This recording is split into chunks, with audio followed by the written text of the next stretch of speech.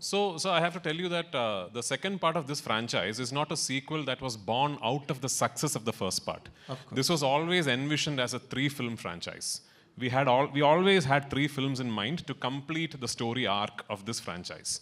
But the thing is, back in 2016, when my writer and myself first started conceiving the project, words like universe, franchise, part 1, part 2 and all were not very popular. When did Bahubali 1 release? 2006, correct. So even before Bahubali 1 released, we had started thinking of this film.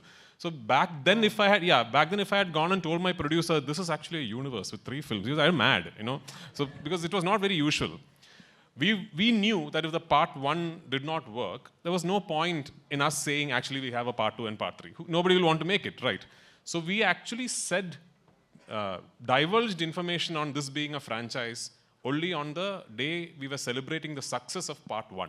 Fantastic. That is when we said we actually have a part 2 and part 3. Having said that, part 1 was finished at a point where if a part 2 and part 3 does not happen, it is still okay. You show a film, you tell a complete story, and then you finally finish off the film saying the character you saw all this while has another identity, and the film finishes there. Yes. With part 2, we have taken a big risk. I'll tell you what. Yes, correct. Because at the end of part 2, we finished this film at a point where now we have to do part 3.